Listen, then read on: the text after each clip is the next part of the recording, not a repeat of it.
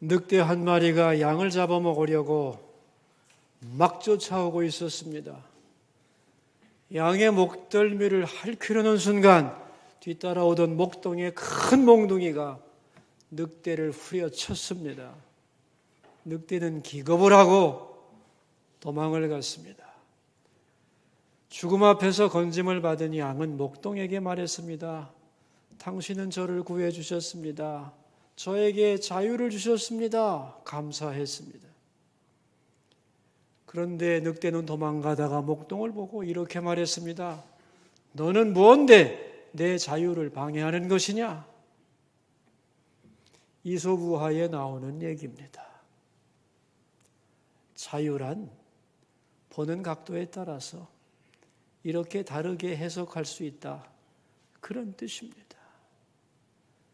자유에 대하여 깊이 연구한 철학자 존 스튜어트 밀은 자유론이라고 하는 책에서 이렇게 말을 합니다.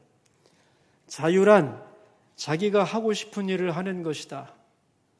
이것은 인간 본래의 권리이며 인간 행복의 기초가 된다. 그러면서 자유에 대하여 몇 가지를 논하고 있습니다. 첫째, 자유란 다 똑같은 것인가? 아니라는 겁니다. 자유에도 차원이 있다는 거예요. 낮은 차원의 자유도 있고 높은 차원, 고차원적 자유도 있다는 겁니다. 내 감정과 기분대로 따라하는 자유, 그것은 저차원적인 자유고 반면에 이성과 양심을 따라 행하는 자유, 그것은 좀 더 고차원적인 자유라는 겁니다. 두 번째, 자유란 무제한적인 것이냐 하는 거죠. 한이 없는 거냐? 아닙니다. 자유에도 한계가 있습니다. 그 한계 내에서 자유를 누려야 한다는 거고 그 한계를 벗어나는 것을 방종이라고 부르는 겁니다. 그리고 방종은 반드시 불행을 가져온다는 거죠. 마지막 세 번째는 자유를 누린 결과가 뭐냐 하는 거죠. 본능적인 자유를 누릴 때 본능 충족에서 오는 행복이 있다는 겁니다. 또한 이성과 양심의 자유를 누릴 때 사람으로서 마땅히 할 일을 했다고 하는 자부심과 행복이 존재한다는 거예요. 결국 우리에게는 본능적인 자유도 필요하지만 이성과 양심에 따라서 자유를 절제하고 수준 높은 자유를 위해 노력할 때 더 많은 행복이 보장되는 것이다. 이렇게 말하고 있습니다. 이것이 인간이 발견한 자유의 내용들입니다. 오늘 본문은 예수님의 자유 논쟁이라고 부르는데 자유에 대한 아주 중요한 말씀을 하고 있습니다. 세 가지인데요. 첫째, 자유란 뭐냐 하는 거고 이 자유를 누가 주느냐 하는 것이고 세 번째는 예수님과 자유의 관계, 그게 뭐냐? 이 세 가지를 본문은 다루고 있습니다. 자, 지금 예수님은 예루살렘 성전에서 말씀을 전하고 있는데요. 그 앞에는 많은 유대인들이 예수님의 말씀을 듣고 있습니다. 그런데 예수님의 말씀을 듣는 사람들이 말씀도 듣고 기적을 보면서도 주저하고 있는 사람들이 많은 거예요. 예수님을 믿기는 하는데 완전히 신뢰하지를 못하고 어정쩡하게 떠나지도 않고 예수님의 주변을 맴도는 사람들을 보고 오늘 예수님이 뭐라고 권면을 하시는가 하면 31절입니다. 같이 읽어보죠. 너희가 내 말에 거하면 참으로 내 제자가 되고 내 제자가 되라는 겁니다. 어정쩡하게 있지 말고. 그런데 예수님의 제자가 되면 그럼 어떻게 되느냐? 32절이지요.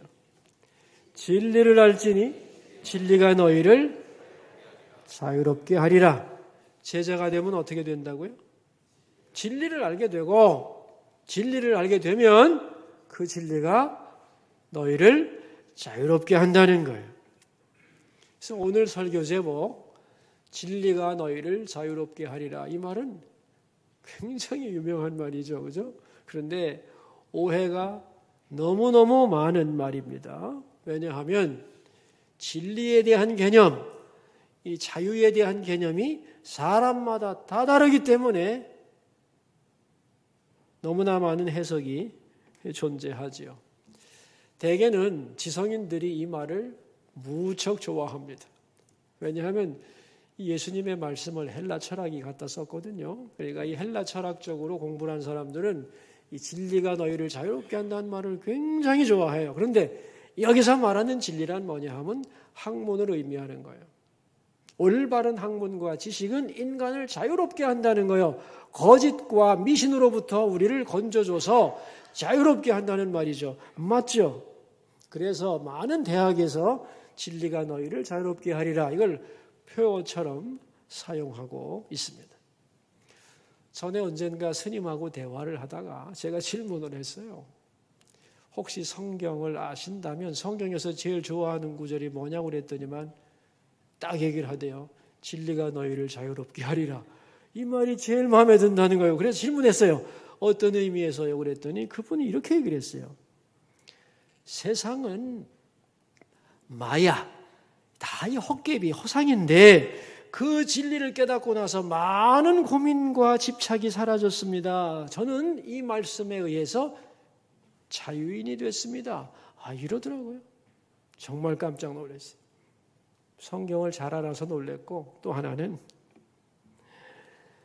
진리를 이렇게 자기중심적으로 해석을 하고 그 결과 자유를 얻었다고 하는 걸 들으면서 정말 진리가 뭔가?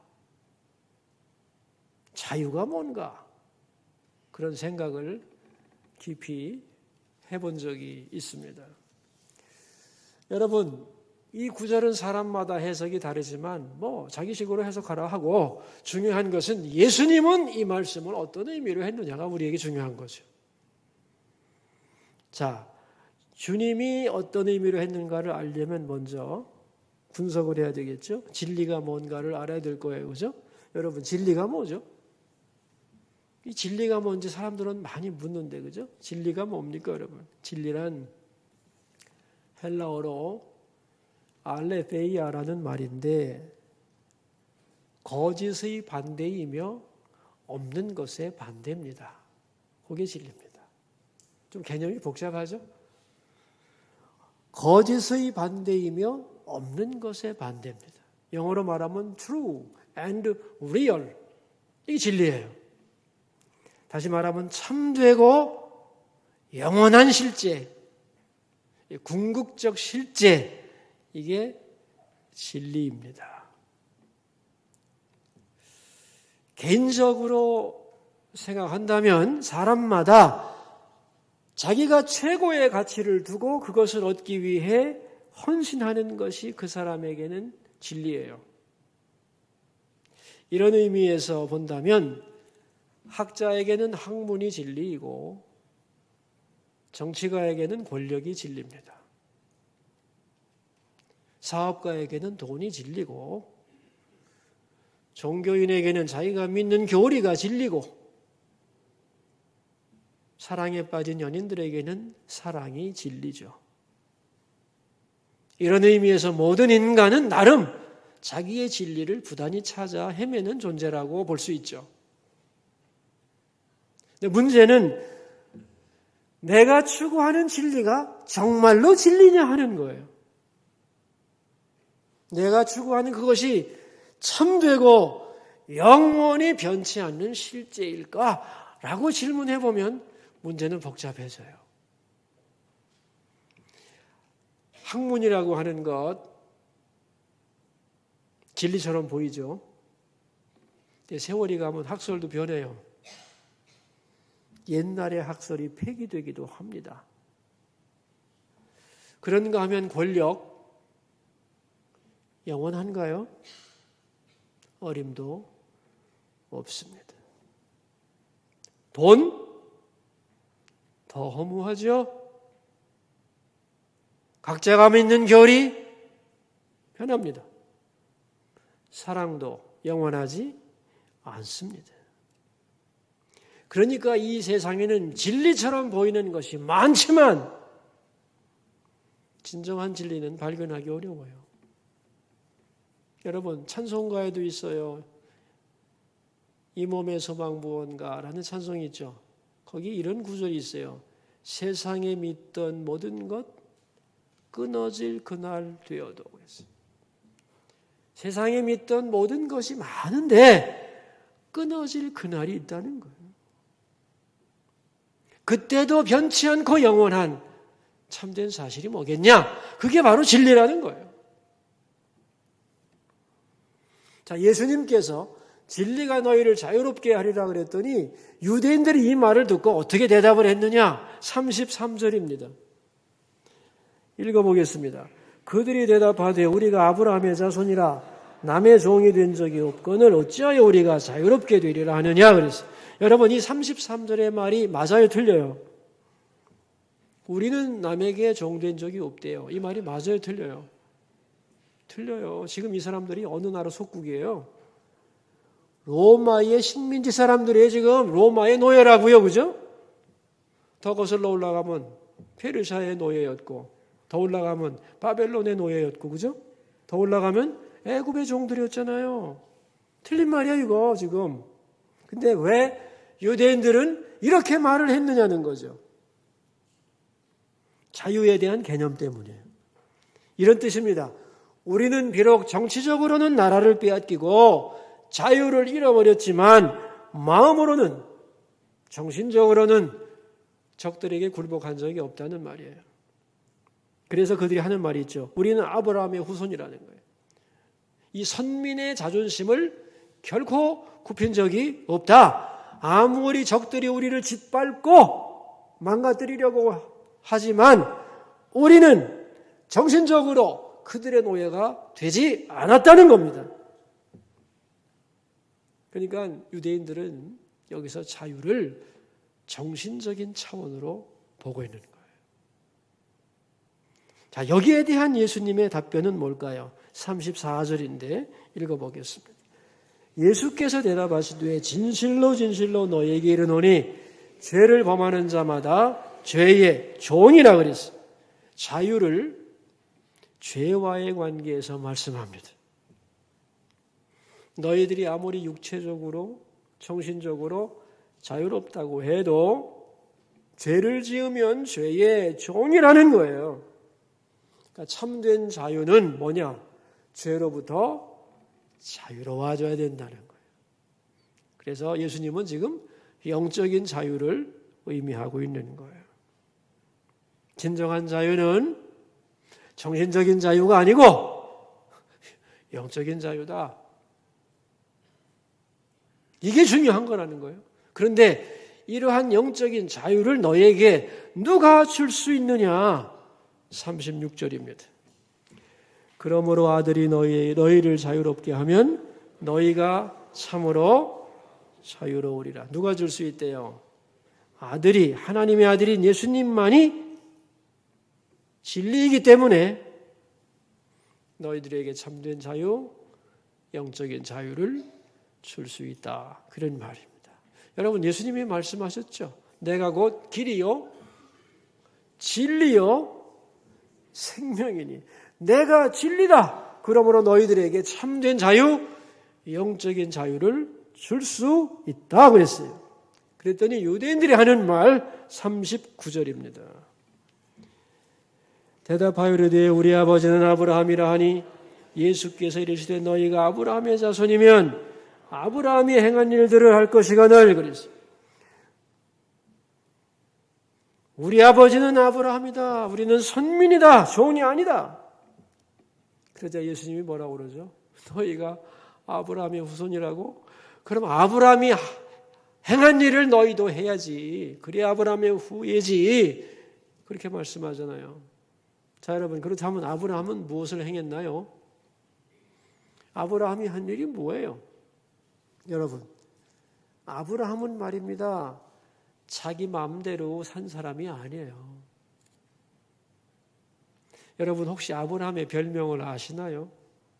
제가 몇 번 얘기했는데 다 잊어버렸을 거라 생각하고 그게 정상이라고 저는 믿습니다.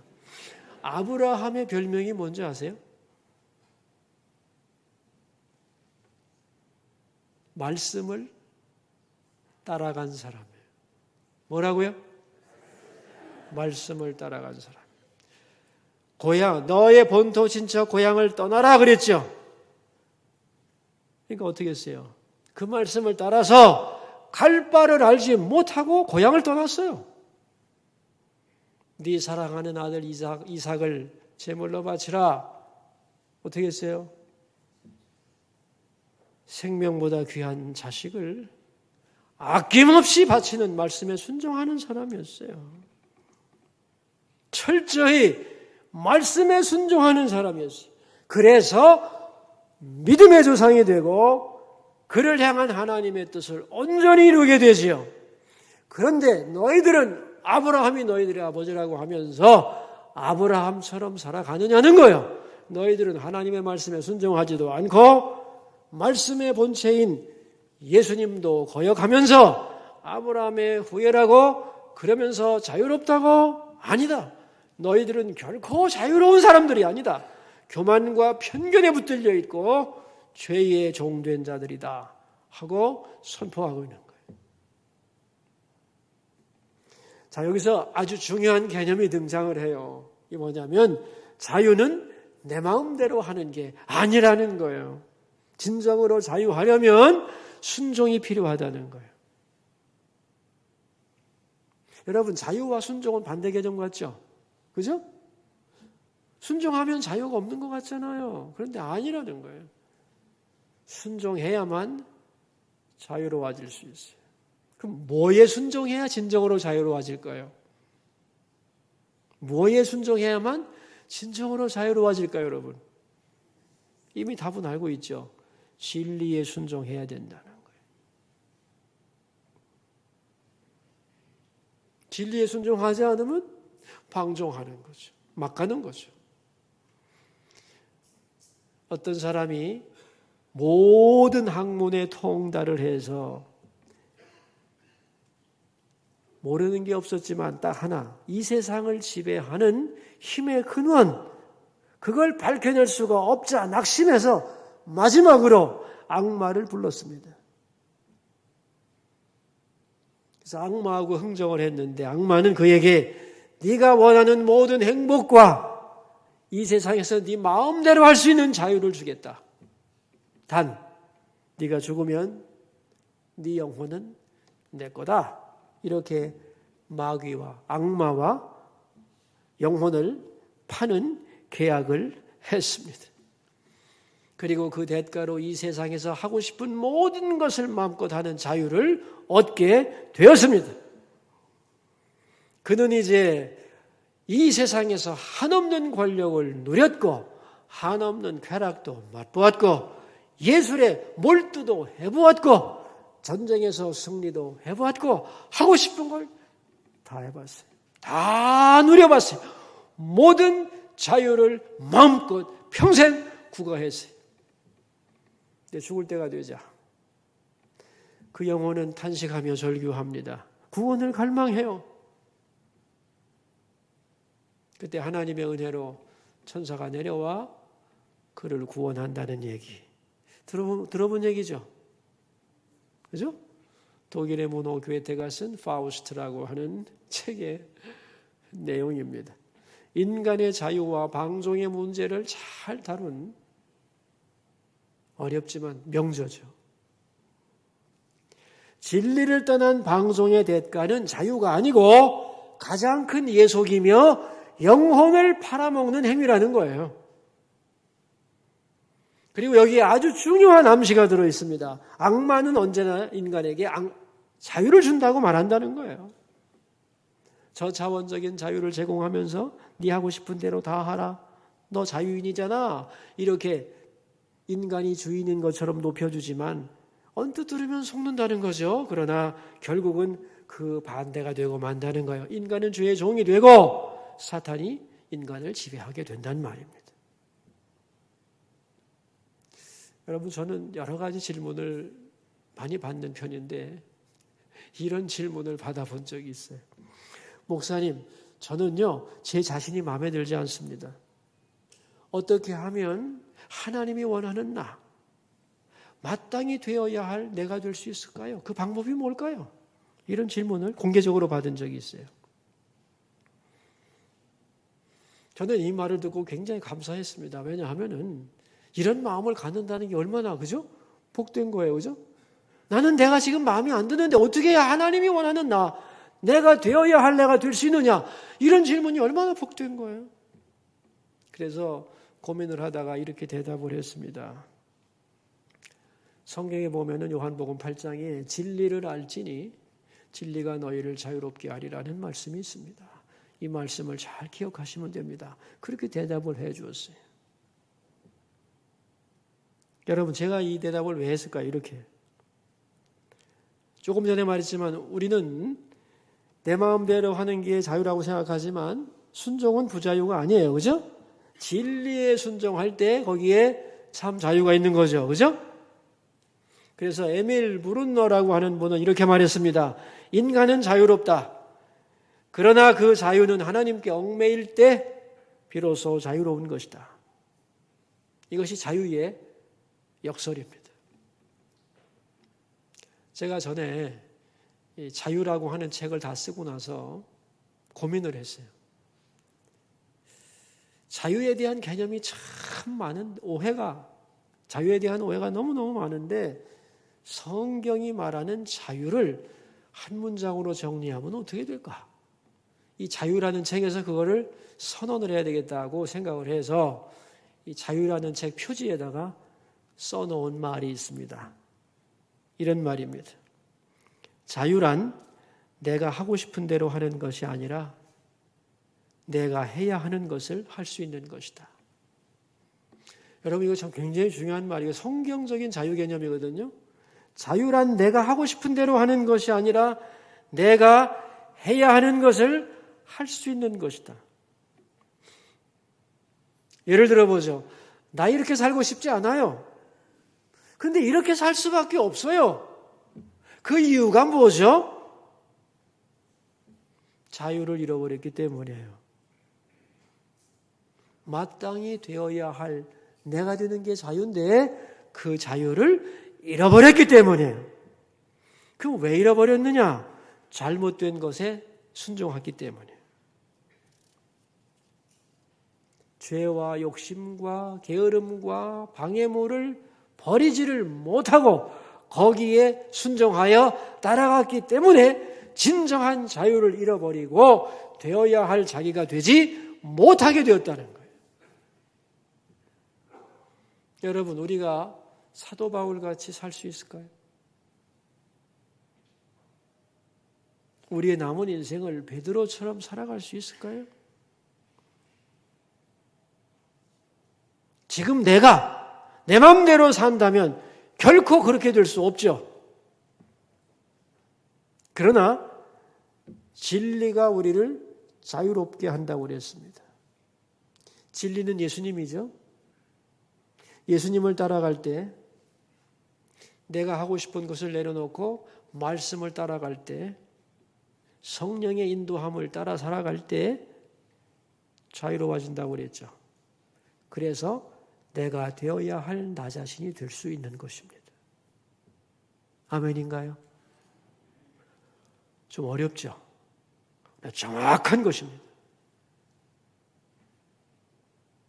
예수님을 따라갈 때 자유로워진다는 거예요. 자유로워진다는 것은 내가 되어야 할 나 자신이 될 수 있다는 뜻이에요. 그러니까 내 마음대로 살면 절대로 나는 내가 원하는 대로 살지 못해요. 나 진리를 따라 살아가다 보면 되어야 할 나 자신이 될 수 있다는 거예요. 아멘입니까?